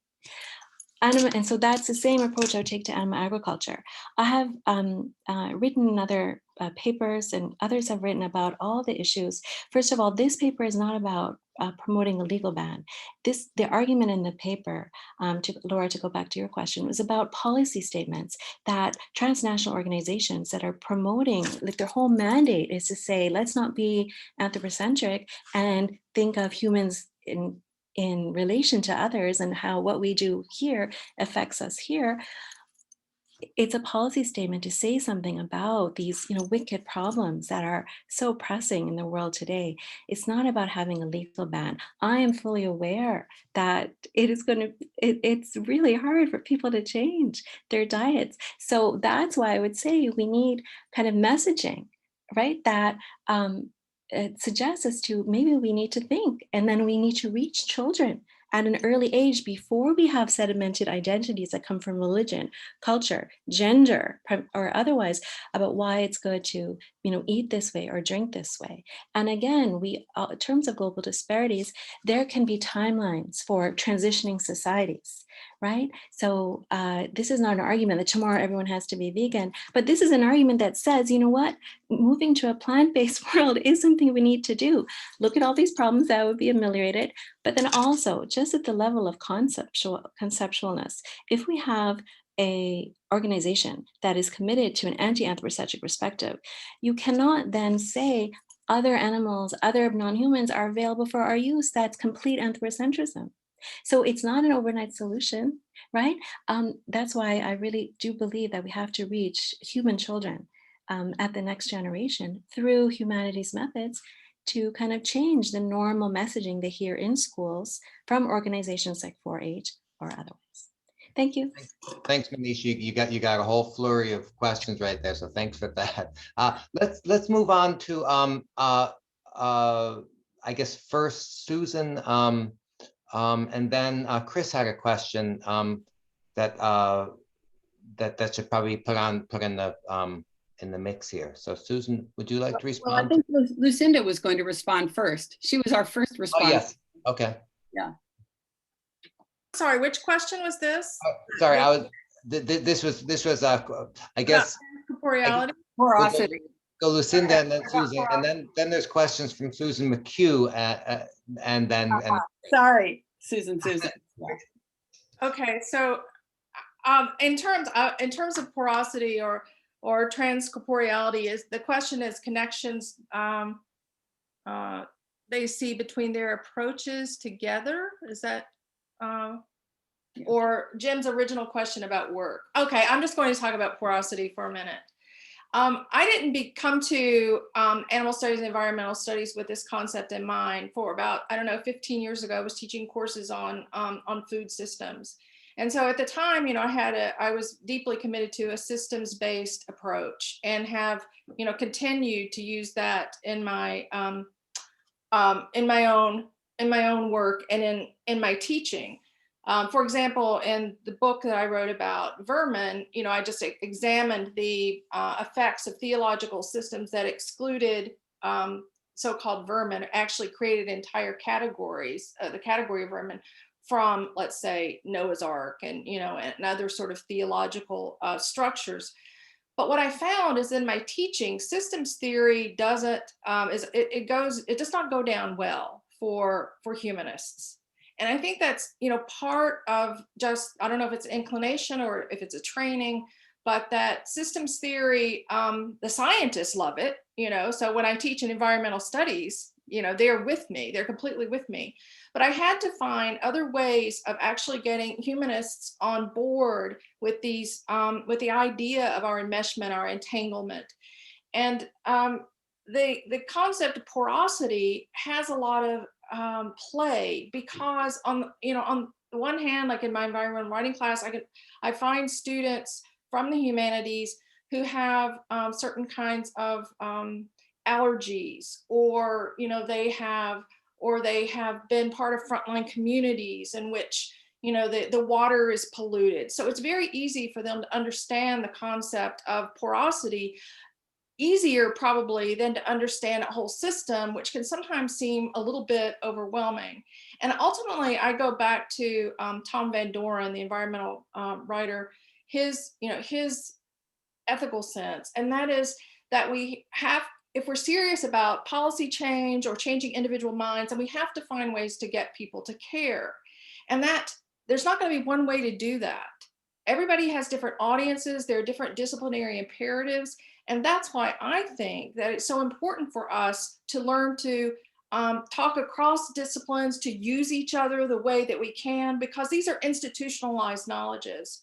And the institution is one, not the only one, but one of the ways in which we can try to intervene. Maybe it's through the creation of centers, multidisciplinary centers, of which, you know, I am part, and I know many of you are too.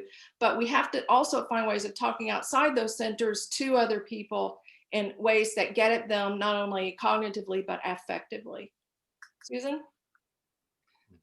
Thanks. Okay. Thank you.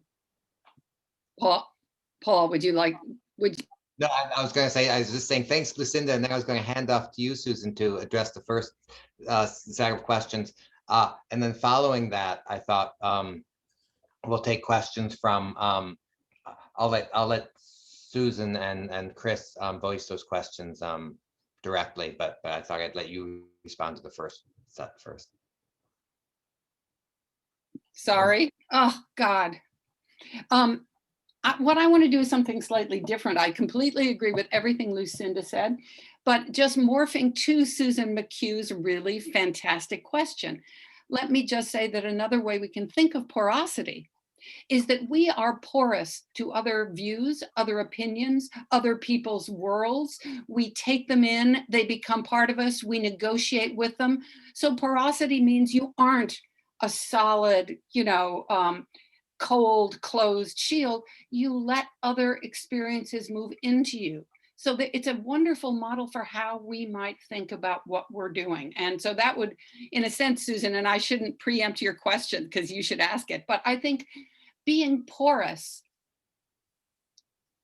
is a lovely model for not having a fixed mind, but for being able to interact and change with others. And boy, do we all need that. So, yeah. So that's all I'm going to say. Susan. Cool, Susan. As everyone's talking, of course, my mind is not able to stop. So just sort of dialing back to something that Manisha said about the US doing it sort of right, or at least having this ethical institutional animal use board in every university that gets government funding. Hal Herzog did this amazing study years back with a colleague that is incredibly heartbreaking, because it's a really well-modeled study that was interviewing, he's a sociologist, interviewing members of these boards and offering them experiments that that were passed by other boards and asking them, would they pass them? Would they say that this is an ethically modeled experiment? Across the board, it was really damning that if it was outside their university, they were really careful and committed to rigorously examining it and rejecting, by and large, these models that were accepted within their university. So it's a question of these contested knowledges, but also these structures that have sedimented around our positions of authority too. So that's why I'm really interested to ask more and hear from all three of you about the role of story and the role of thinking back to a comment that Frederick made about we can't make the story too scary for a certain target audience. And Manisha, I aspire to your hope for children, but I don't share it. I really don't think that we can, I'm much more interested, I think, or faithful in, have faith in Susan's notion of porosity here, and just understanding or accepting right up front that I present things to students, they're not all gonna, you know, process them in the same way because they're bringing different stuff to it. And I only teach undergraduates, and you know, I have to, I think, model my own approach to medical post-humanities in the classroom with that understanding that they're going on to be healthcare professionals. I'm not. I'm a literary scholar, and we have different interests in it. We're all potential patients. That's happening too. So we're bringing those knowledges to it. That's why I think this is a really interesting model of knowledge production and knowledge sharing. And I've talked too much, so I'll tune out. May I say something about to Susan McHugh? Yes. Susan, I think you're a model of how to tell a good story that matters, both environmentally and, and in terms of animal studies. And that's one of the things I learned from you and also from Tom Van Doren. And it's partly because of your work that when I teach environmental humanities when I teach environmental writing to scientists or to would-be scientists, I'm always focusing on the story. And it's almost become a joke. What's your story? What's your story? How are you telling your story? So I think that's critical to any kind of effective intervention, unless you're able to and I don't know, unless you're able talking directly to as some of you scientists are, I think, to groups. But even you have to tell a story, right? I mean, you have to shape your scientific knowledge in ways that people can hear it. In terms of my own work, I have to say that I've been frustrated by the lack of a theoretical framework for the kind of work that I do. It's always just putting things together: environmental humanities, animal studies, now medical humanities. And so that's probably why at this moment, in addition to the kind of historical work, I'm fixated on theory. But thank you, Susan, for everything that you've done for all of us humanists. I don't know if Susan wants to further. Susan Squire wants to further address Susan McHugh, or I also realize Chris has been waiting with a couple questions too. Yeah, let's go to Chris, and then I see that Irus has a question. So I'd like to say, first of all, thanks very much. This has been a fantastic morning, porosity, and thank you, Susan, for the explanation. It was really quite difficult for me. I love the thing. Thank you, Lucinda. That's something I'm going to look into and freak my students out with that as well. That was brilliant. Thank you so much. As I admitted yesterday, I am obviously frustrated by, privately at home, I may be past the humanist. I may be a post-humanist or a pre-humanist or whatever.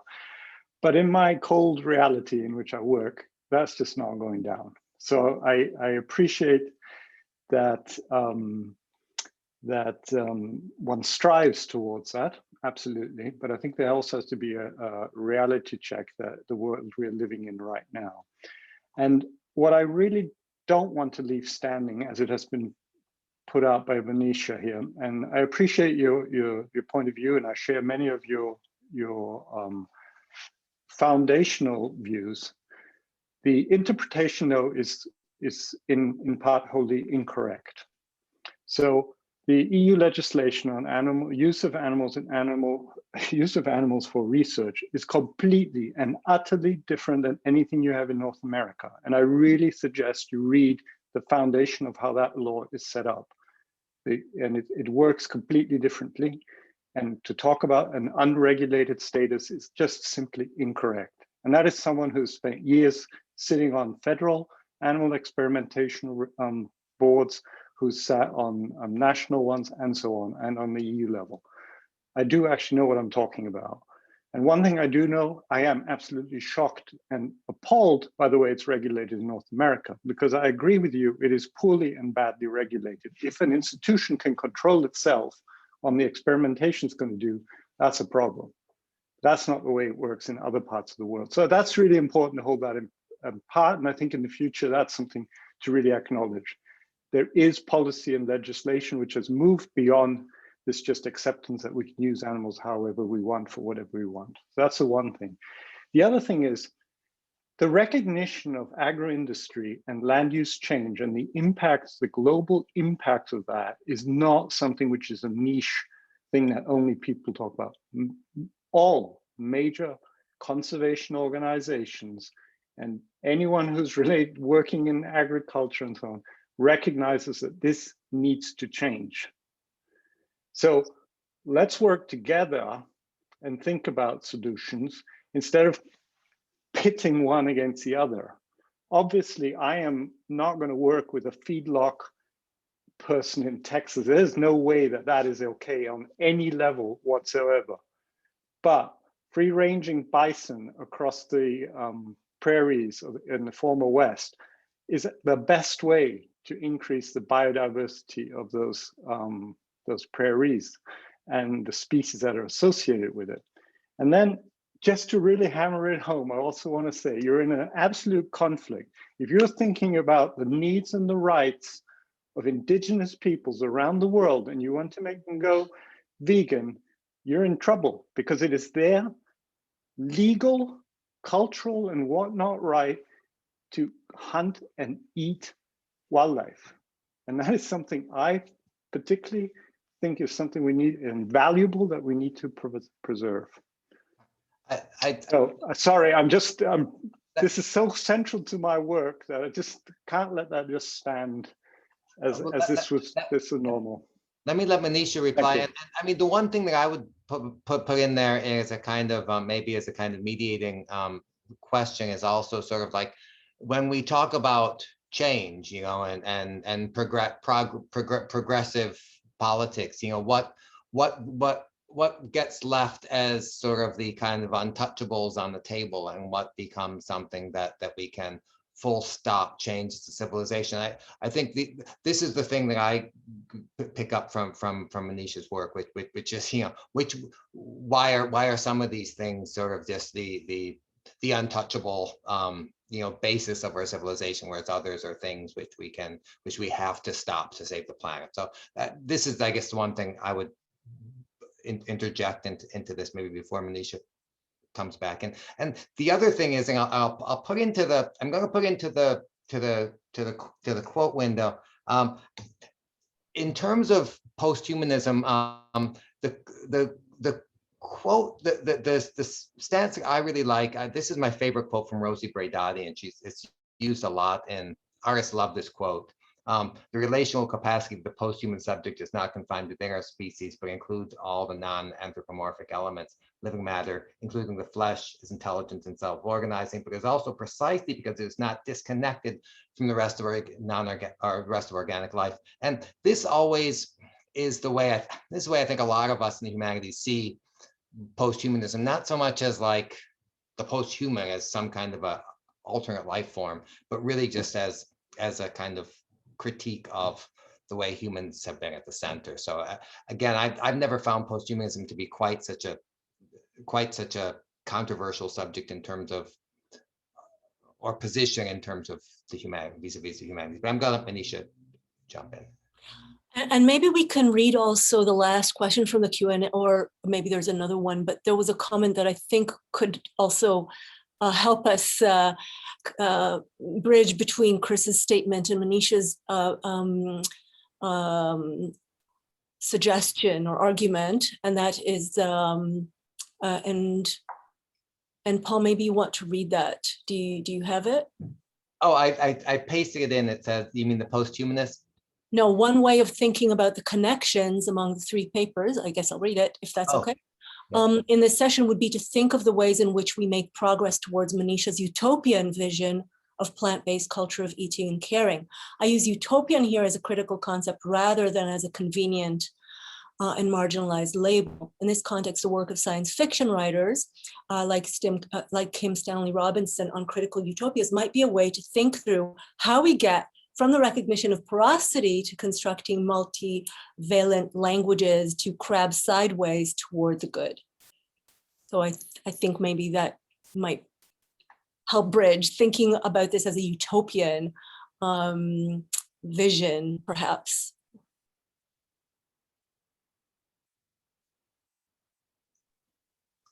Okay. Manisha, do you? Okay. All right. Thank you. Thank you again for the questions. Many of these questions, I'm happy to send other articles that I have written that address these points. I'm very happy to refer to people to sources that may be interesting in all of these points.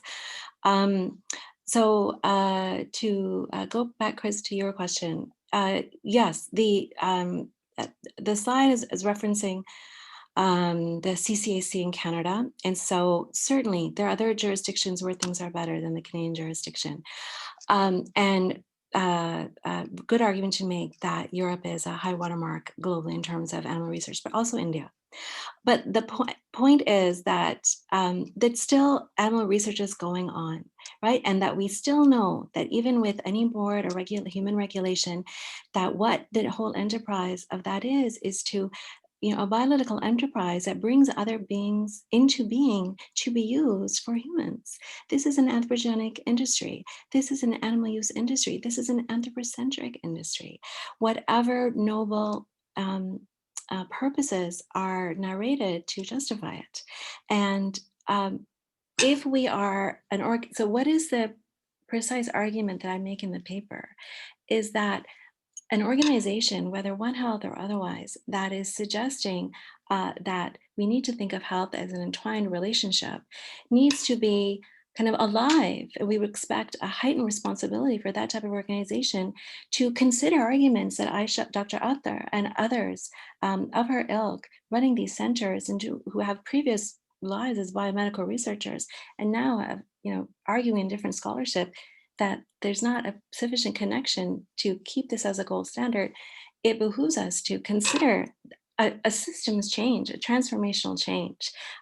If we are, subscribing to an independent ethic of humans as just not in the center of the universe, right? That is the premise. For an organization that is about humans at the center of the universe, perhaps there's not that responsibility, but for an organization that is trying to decenter the human, the paper's arguing there is that responsibility, and that with the science available, the scholarly literature available, that a position statement, and that's what the paper is directed at, is a position statement coming from such transnational organizations about the need to, what these centers are saying, go to lab-on-a-chip models, right, to see the inefficacy of animal models. So it's not about better regulation, it's about challenging the whole industry. And on the Indigenous question, I've recently written a paper in the Journal of Human Rights on a special issue on animal rights called Veganism, Dairy, and Decolonization, which takes up many of these questions. Very happy to send the link in the chat. Again, what was my precise argument? It was about not farming and the deliberate farming and research of animals. This paper is not about hunting, right? And that that's not to say that hunting is some sacrosanct activity that cannot be explored and looked at and contested for whether it's important for human cultures or not. But this paper is not about hunting, it's about farming. But that being said, I think it raises the larger issue of, what about human stratifications and inequities from colonialism and otherwise about how we govern our world, which are very important. I've been at the core of my whole scholarship in animal studies, centering concerns about gender, race, in conjunction with species. And I think this is a moment, and an organization like One Health in relation to health paradigms, but also more broadly, can participate in to think about animals. I mean, we've heard here things about, respecting non-humans. We've heard things here about bringing multi-species partners into the conversation. We've heard here about going back to first principles. So that would mean also remembering that animals are in their own cultures, right? Even trees are in their own cultures. And that we have to really think about, that non-humans and their voices in these conversations we have, even where, yes, there are existing legal rights, but those are human legal rights, right? And so we have to understand that these are human authored interventions, that if we are really serious about decentering the human, we can tread carefully, we can tread cautiously, we can go slowly in some respects or have some carve outs. But we have to remember that those have to be really well visited so as we're not guilty of our own anthropocentric worldviews when we have these carve outs about which animals or which non-humans can be used by humans. Thank you, Manisha. But let me transit. There's a couple questions remaining. One's from Arus, which I can read. She says, "I have a question about porousness and transcorporeality." This is actually from the I think also from an anonymous attendee. I have a question about porousness and transcorporeality in symbiosis, and another is if. This is an anonymous question. Another is, my question is, if one opposes anthropocentrism, does this shoot, the comment keeps moving on me in the window. Does this reputation mandate a commitment to equality between species, or should human needs justify any kind of hierarchy? Let's save that question, because that was something that I think Manisha already addressed. But I also have I did want to, I remember Susan's question now. Did you want to say something when there's time about education? Thank you. Okay, let me jump into this question about this connections between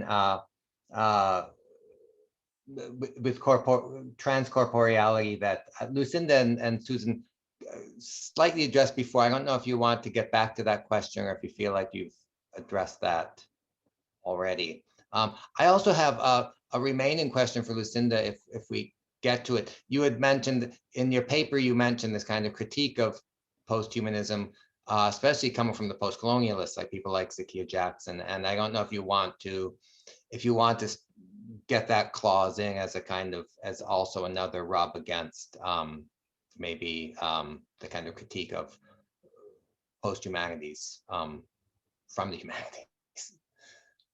No, I can just say that I think it's, a powerful critique, and we have all been citing it.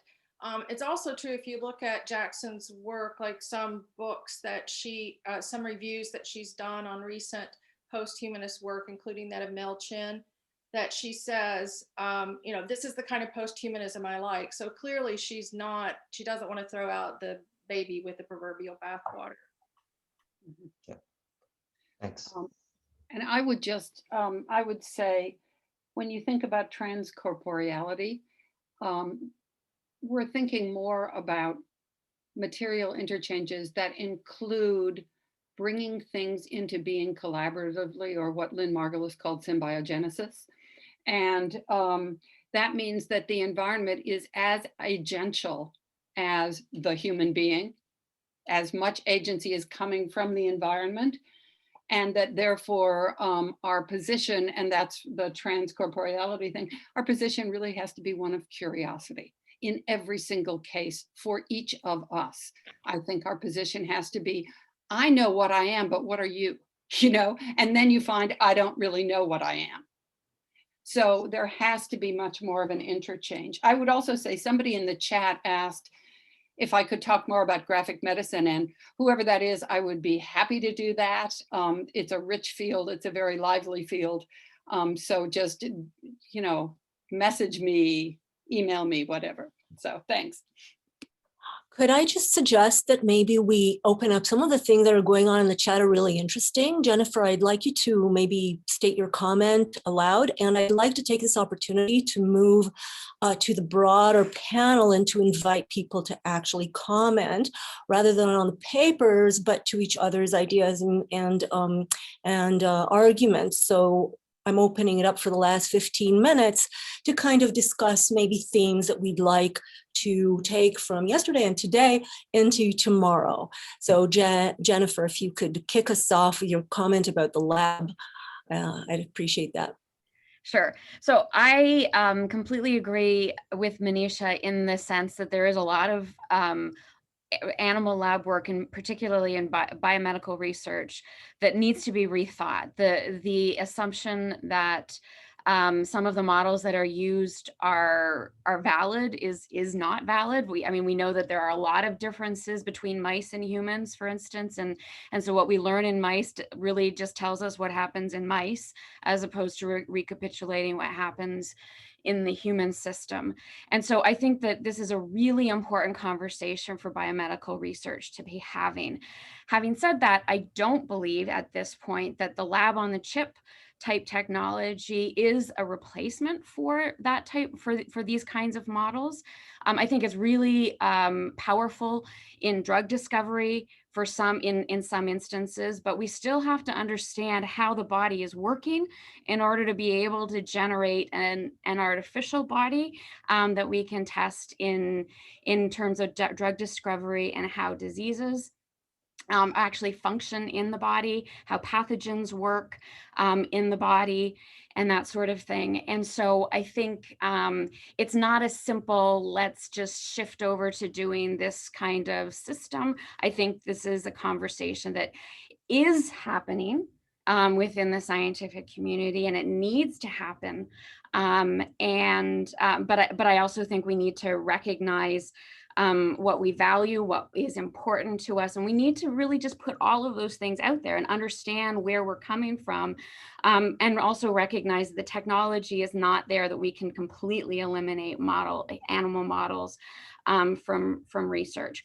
As a biomedical researcher, I actually use the model system Saccharomyces cerevisiae, which is yeast, budding yeast, or baker's yeast, and we can and I would argue that we can learn a lot about how DNA replication and DNA repair, and genome stability, which is what I study, using those kinds of model organisms as well.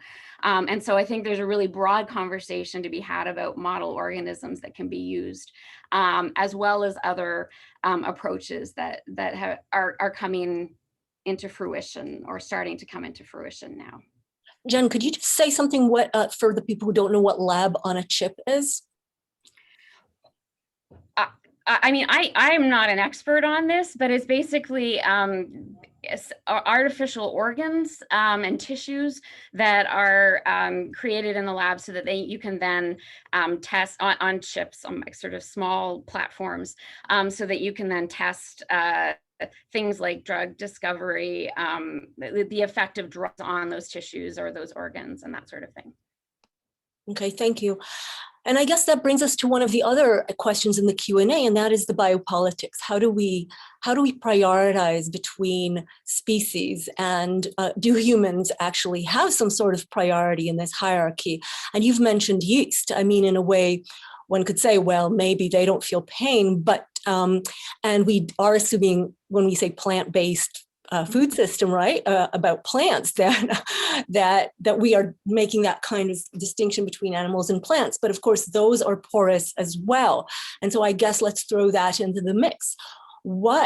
How do we decide what's killable and what's grievable? What is okay for us to use for our benefit, or for our pets, or for our particular animals? And I'm throwing that out to anyone in the group. And Jen, if you'd like to comment first, then go for it to kick us off.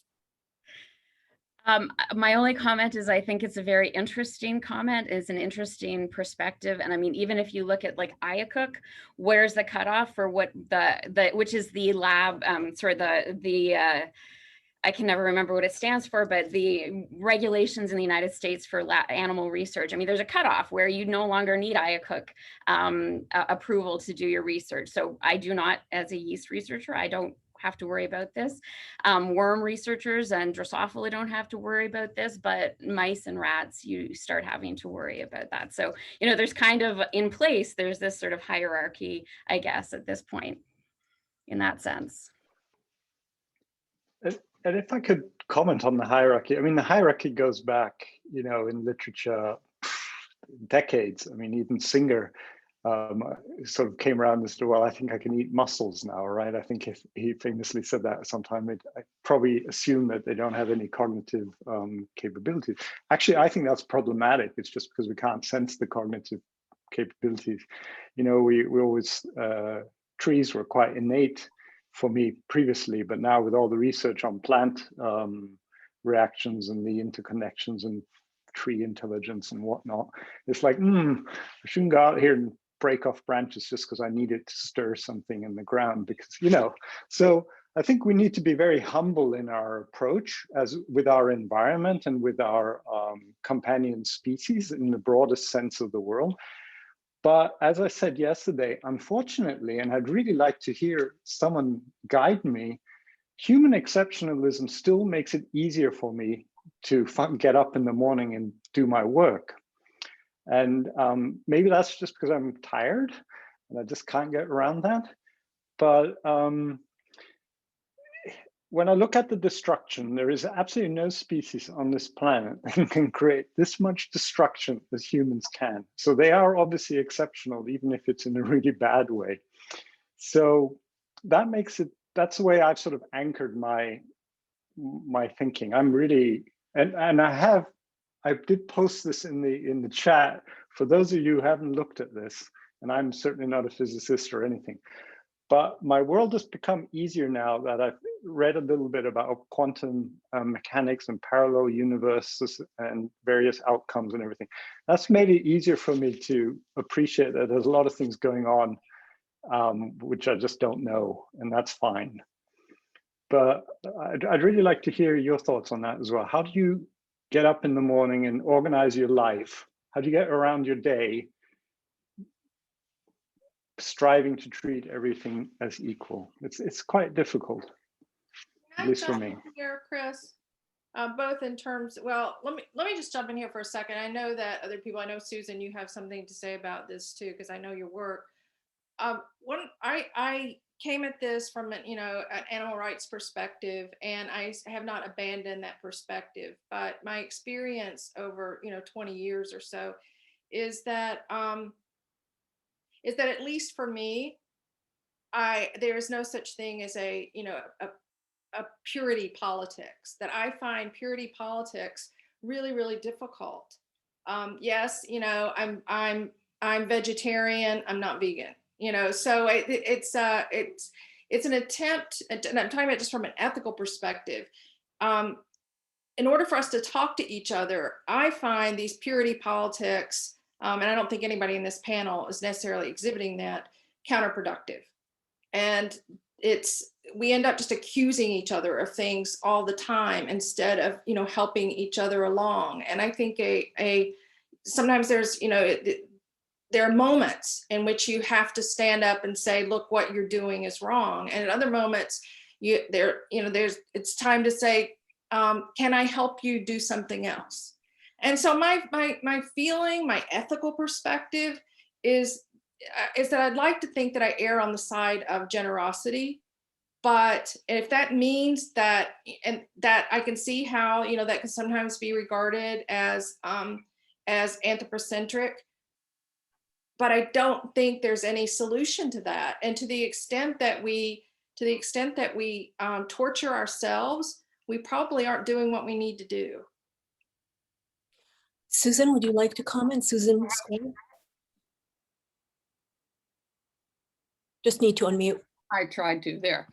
Two things. I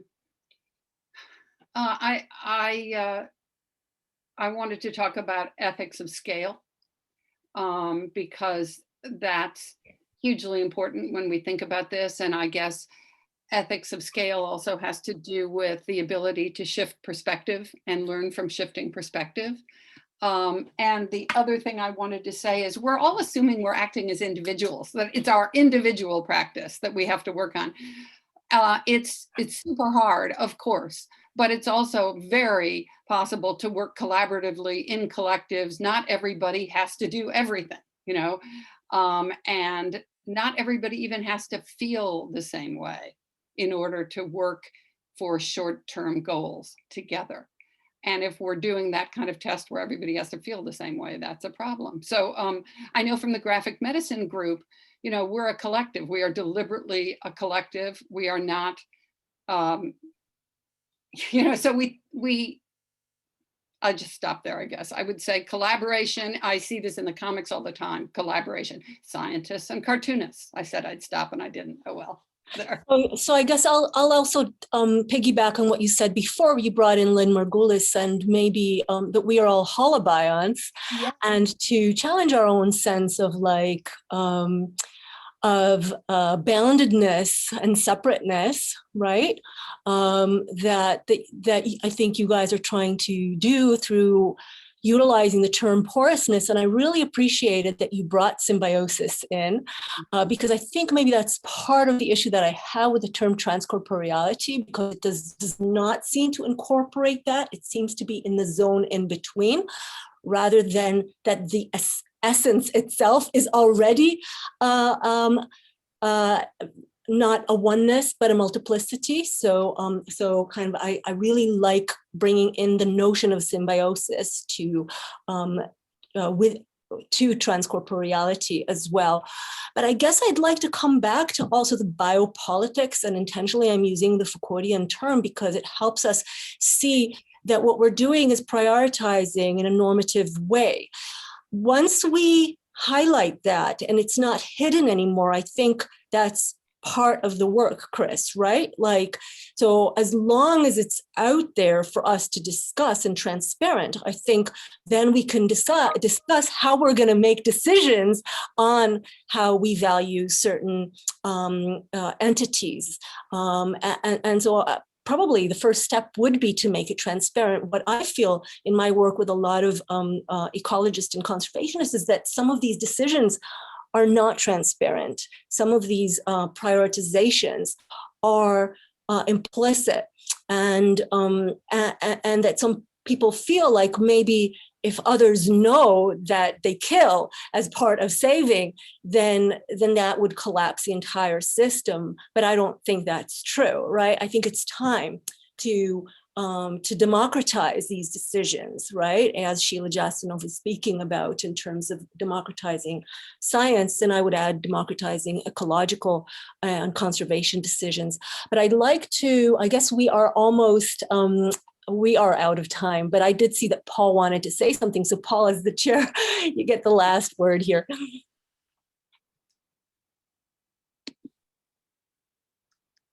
Great, chair exceptionalism. Nice. No, I was just gonna, I thought it might be nice to end with, there's this great term from media art curator Jens Hauser, which he calls the mesoscopic bubble, within which our human perception and phenomenological considerations are still enclosed. And so he stresses this idea that the mesoscopic bubble includes not only the things that are, they are about our size, that we can be concerned with or we can think about, but also the things which are within our time scale that we can be concerned with or care about or think about. And he uses this criticism within the arts for also the fact that everything in the arts has been confined to the mesoscopic bubble, but the critique can be broadened to more of our endeavors. All right, guys, this is our second, and we have another last day tomorrow. So please join us tomorrow, same time, for our third and last day of the workshop. Thank you so much for attending. Okay. Bye, everybody. See you tomorrow. Bye. Bye. Bye-bye. Thank you. And Chris, I will have the chat so we can actually share that probably with the panelists later because we have these emails.